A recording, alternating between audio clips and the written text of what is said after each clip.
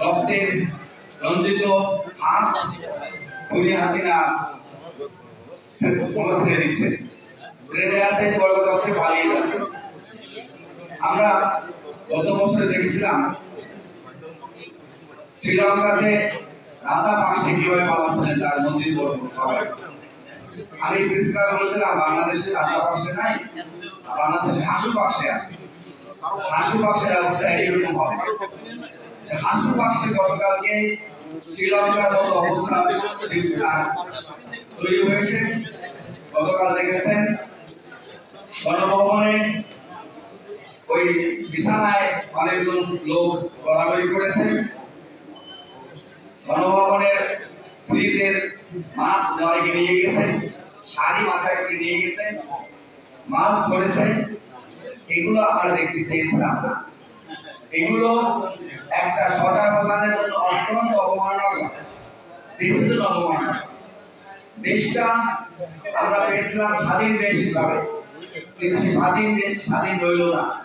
কারণ একমাত্র এই স্বৈরাচারী হাসিনা তার ক্ষমতার লোভ এবং আর একটা হলো তার প্রতিশোধ। তার বাবা তার প্রতিশোধ নিতে গিয়েছিলেন, প্রতিশোধ নিতে গিয়ে অন্ধ হয়ে গেছেন, যে কারণে আজকে তার পতন এমন ভাবে হয়ে গেছে।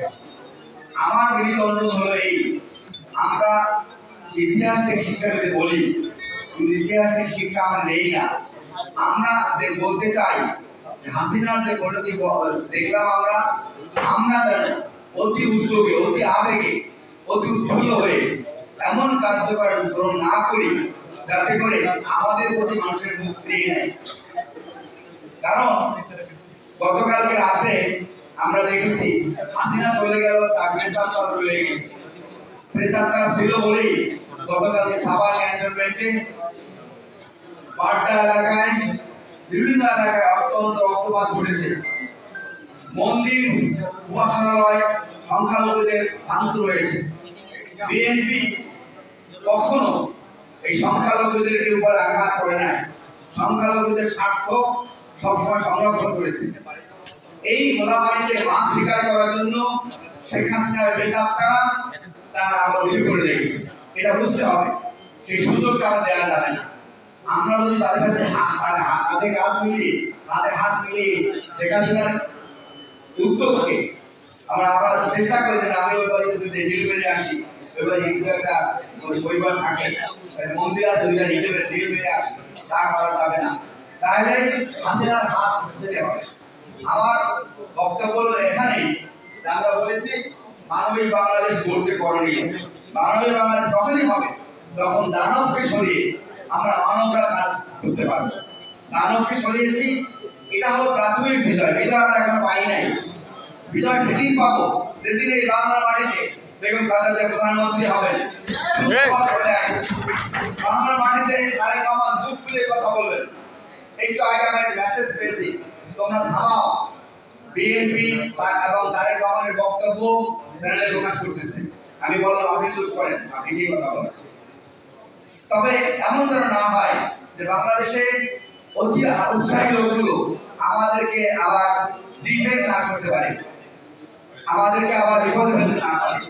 গতকাল রাতে শেখ হাসিনা প্রেতাত্মারা বসে নাই, তারা চেষ্টা করছে যে করে হোক না কেন এই আর্মির ওখানে কুপ করা যায় কিনা। কারণ তারা চায় যে করে হোক না কেন এখানে সিভিল গভর্নমেন্ট না আসে। সিভিল গভর্নমেন্ট যদি না আসে, আর্মি গভর্নমেন্ট যদি চালায়, তারা 3 মাসের কথা বলে 3 বছর চালাবে।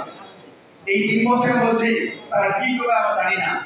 এবং সেখানে ঘাপটি মেরে প্রশাসনে বলেন, বিচার বিভাগে বলেন, বিশ্ববিদ্যালয়ে বলেন, প্রত্যেকটা জায়গাতে ওই হাসিনার লোকগুলো বসে আছে। একেবারে এরা ছাত্রলীগের কথা বসে আছে। সেটা যদি আমরা বড় হাত দমন করতে না পারি, দমন করতে হলে আমাদেরকে অবশ্যই সিভিল প্রশাসন লাগবে। কারণ এই আর্মি প্রশাসনে ওখানে অনেক ছাত্রলীগের বলেন বা হাসিনার বলেন তার লোকজন রয়ে গেছে। আমাদের উপরে আবার আঘাত আসতে পারে। আমরা স্বাধীনতা পাই নাই, স্বাধীন আমরা চাই, স্বাধীনতা চাই। স্বাধীনতা রক্ষা বলে গেছেন, স্বাধীনতা পাওয়া ওখানে কঠিন, স্বাধীনতা রক্ষা কাছে আরো বেশি কঠিন। সেইটা যেন আমরা খেয়াল করি। আমরা যেন অতি আবেগে অতি উৎসাহে আমরা জানমালের ক্ষতি না করি।